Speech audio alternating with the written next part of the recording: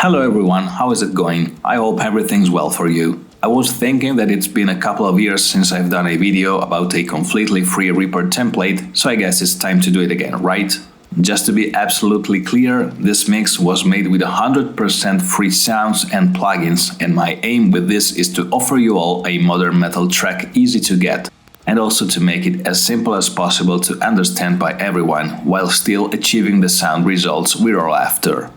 I also used a slightly different version of this very same Reaper project to record and mix my band's new album. If you like my music and you want to support my work, subscribe to my YouTube channel and go buy my albums on BandCamp. I'm going to share this very same project and all the links to great things and plugins in the video description below, so just let me know if you'll use it and how it sounds for you. Now, with all that being said, let's begin.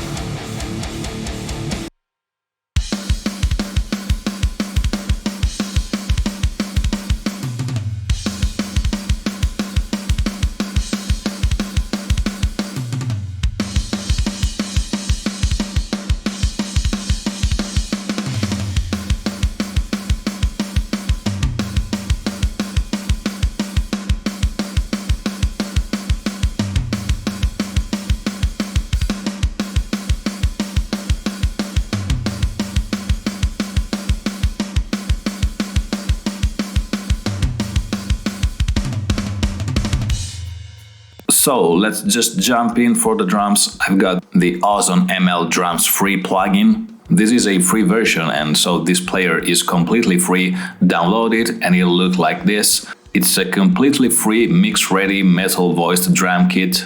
It's a very heavy-handed kit and it's definitely not that versatile, but it's going to sound fantastic for modern metal. Going to the EQ section of the drum kit, I use the similar EQ settings on most of my kits, as they will sound great. Just got a shelf at about 40 Hz, keep things tight, a little dip at 160 Hz to get rid of some of frequencies I don't like there, and a fairly intense frequency cut at around 400k, because this is where things can get a little bit of sort of cloudy in the mix. And a fairly heavy cut there, and where things get a bit spiky around almost 10,000k. I just did a little cut there, so too there's no extra advanced studio processing on these drums whatsoever.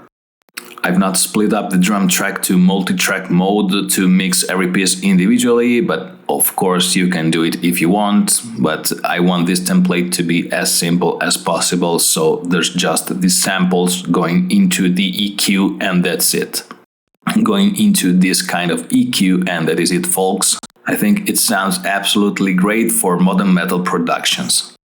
If you listen to the kit by itself, you can hear it's very processed and maybe sounds a little bit artificial, but that's the sound of modern drums really, so if I was going for a more natural feel, I'd probably go with Perfect Drums with Restrained Skits by Panda Sound. If you don't know what I'm talking about, check Racingtongue's Heavy Tunes on YouTube. He's a very talented musician and he's covered almost every aspect of modern metal productions.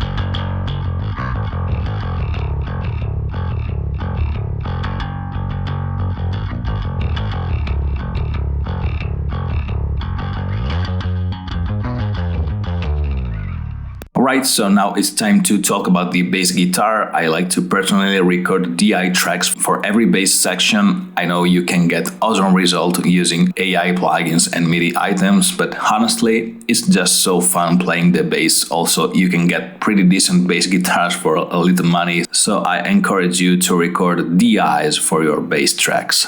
Talking about the effects, I like to use this approach on pretty much every mix I'm working on, and it's just my go-to approach when I want to use free plugins. So I've got the TSC BOD, it's a bass sense amp plugin and it works really great.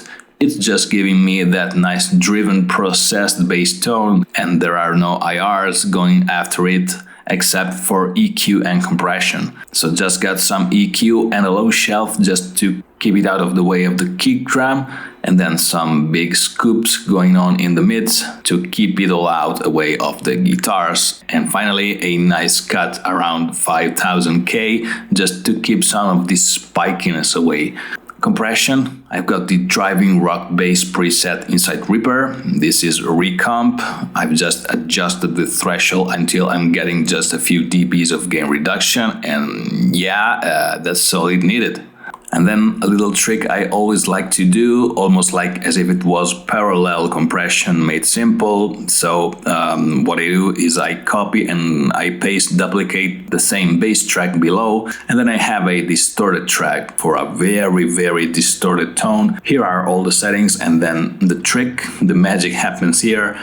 We want the EQ to be as pretty much the opposite of the original bass track. So this is, well, practically all mids only.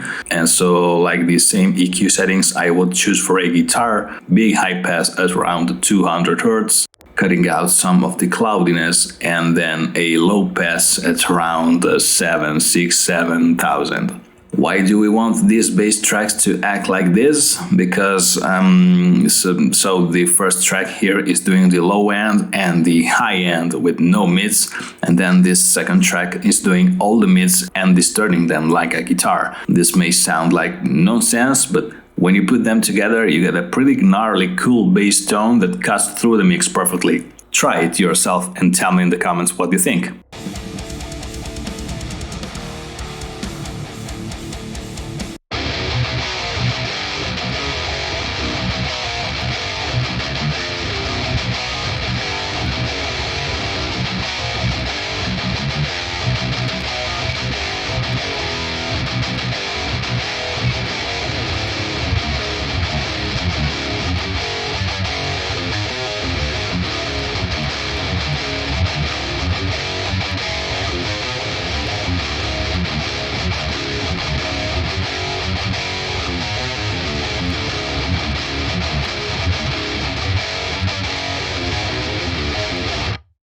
Alright, let's go on with the guitars. There are a ton of different ways to achieve great results with free plugins nowadays, but I believe that the most simple, the most basic way is to record two guitar tracks, pen one hard left and the other one hard right.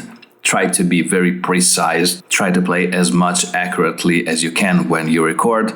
And what I'm using is this free plugin. I honestly think this is one of the best free guitar plugins out there. If you want pedals, an amp and a decent cap section, if you want to sound great and using very simple settings, I don't think it gets better than this for modern and evergreen metal tones anyway. The effects sections, what I've got going on here are the amp settings. It's just a one-channel amp, a nice modern distorted tone. So I've got the gate, I've got the drive set like this to kick in the front end of the amp, what works really.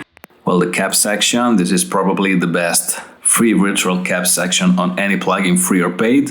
And these are my settings. And then the EQ, nothing out of the ordinary. This is pretty much what you're going to need to make your guitar sound big in any modern metal mix. I've got a high pass at around 120 Hz to really keep it out of the way of the bass guitar and the kick drum, because if I was not to do this, the low end of the guitar would have very little definition. It would sound all muddy and pretty bad to listen to be honest. And then I've got a big dip at around 300 Hz, because this is also where the muddiness and the cloudiness of guitars are.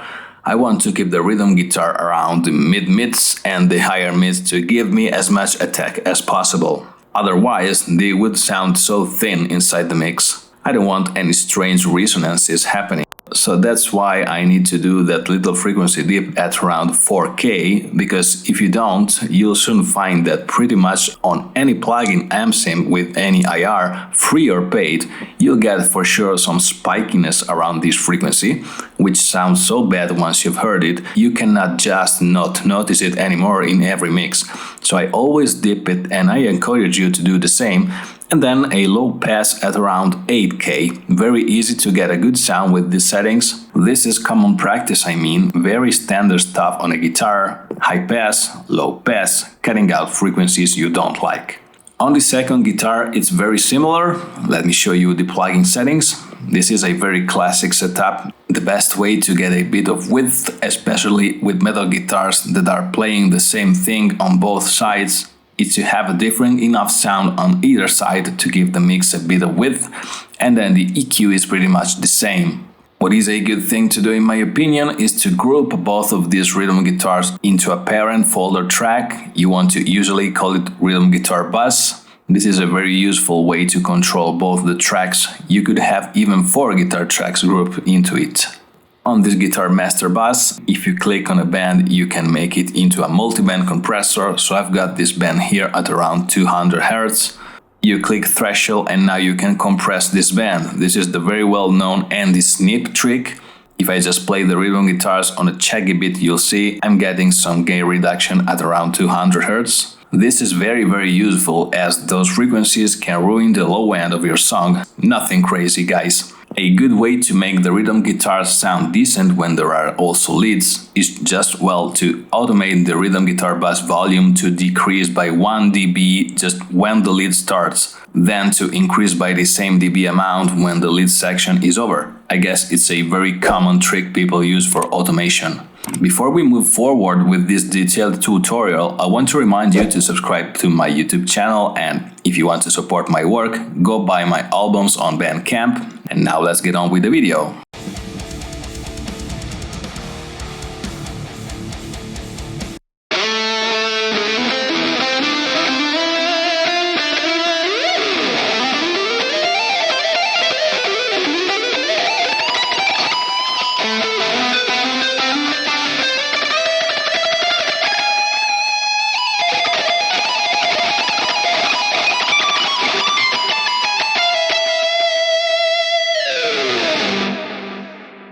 Alright, the lead guitars. I went with this free plugin as it gave me exactly the lead tone I was after.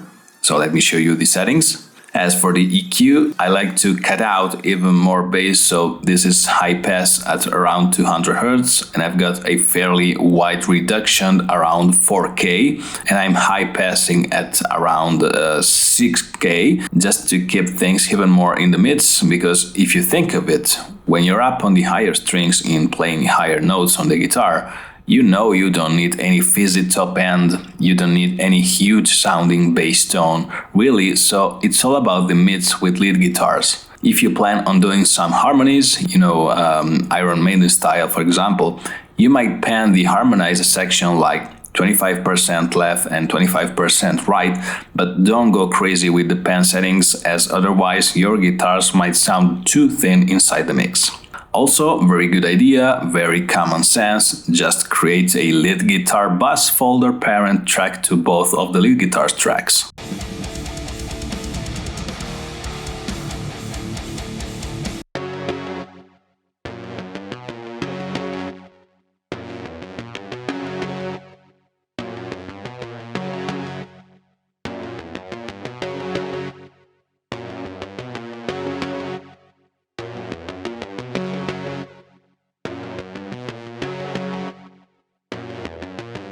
Alright, this may be something you are not going to use in a metal mix, but I found there's something very interesting in adding music synth lines here and there when the overall song sounds a little bit too thin. This may happen when you are playing some kind of guitar riffs that highlight a few notes only, so adding some pads or synth is the way to go. And there are literally a ton of free synth plugins out there, especially for EDM music.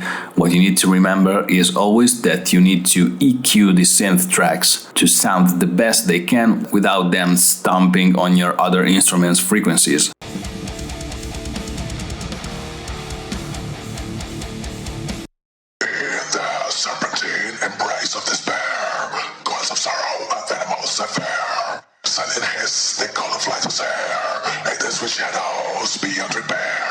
rise of obsidian, reflecting gloom. Serpentine whispers in the motorized room. Desolation blooms in serpent's loom. A symphony of anguish and a solemn tone.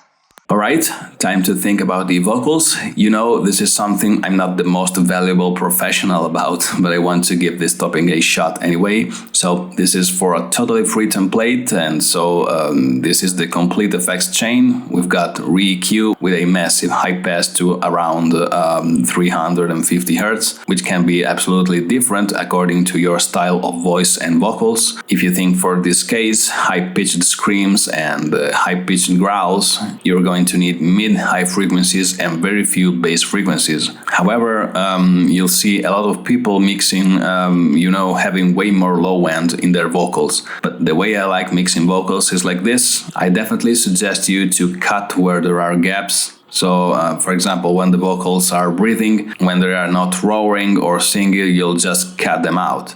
So here's the EQ settings. Generally, when people growl and scream into a microphone, they're quite close to the mic itself. So I've got it all out. If I was to go further at about 400 Hz, it would start sounding thin. So you don't really want to go higher than this with the high pass. Then to make things sound a little bit more glued together, I've got a little cut at around 1K just to get rid of that strange nasal frequency, that sort of duck frequency at the voice. I think it sounded so bad. However, let it go on, and that's a very modest high pass at around 12K just to keep the vocals very much focused on the mids. Okay, then compression, recomp, these are my settings, and I've got a de-esser on the vocals because the S is stick out like unbelievably crazy on metal productions. The trick is to make sure you can still hear the enunciation of the S consonants, but it's not you taking your head off every time you hear a sibilant consonant. You then want definitely some saturation going on, so I'm using the Head Crusher Free. This, is my go-to clipper saturation distortion plugin. It just sounds absolutely fantastic.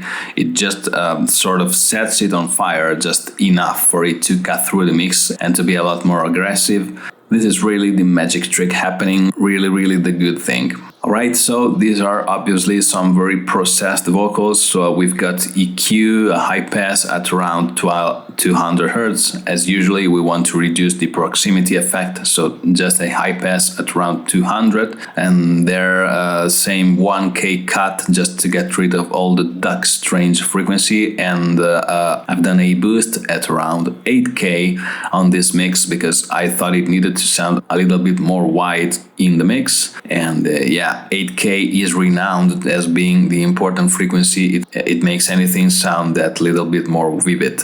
I've got some heavy compression going on again. I went with the modern vocal preset, which is the same, which is a very similar preset to what I use on the metal vocals. It just works perfectly for a modern mix. You definitely need some heavy compression. You have to compress your vocals that hard or harder for them to really be consistent throughout the whole track. It may seem scary, but believe me, this is the way to do it. However, always remember that you should always try to leave your stuff as natural as you can, because, it happens a lot in modern productions. Also, working with VSTs and plugins, drum samples, things can get artificial. So it's nice to have sometimes a bit of humanity here and there, and the vocals are a massive part of that.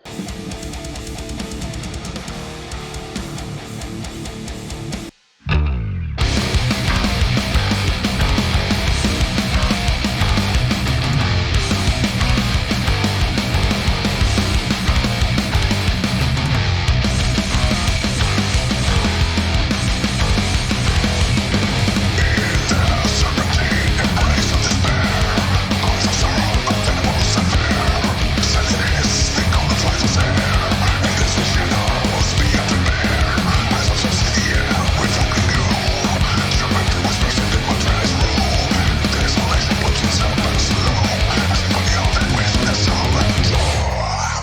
Okay, now the final and most important part, the master bus track. So I've got the re-EQ, I'm just cutting out some super lows at around 25 Hz. You know, anything below that, anything below like 30 Hz, you are not really going to hear it. A little cut around 200, stuff I don't like, around 500K, 500 Hz. Just to get me towards more to a hi-fi sound. I do like, you know, a big thumping low end.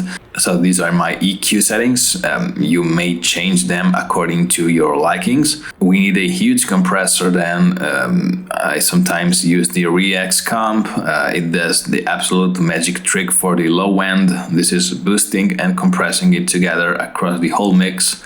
And it just makes the low end sound enormous and thunderous. You definitely need a limiter clipper at the end of the chain. These are my settings, but you really want this to sound as much subtle as you can. Don't overdo things, guys. Alright, we have reached the conclusion of this video. I hope it has been useful to you and that it has helped you produce better music. You can download the entire project and play it directly from the link in the description. If you like the video, subscribe to my YouTube channel, and if you want to support my work, go buy my albums on BandCamp. Thank you for watching this video, and I'll see you next time, guys. And by the way, what do you call a deer that has no eyes? I have no idea.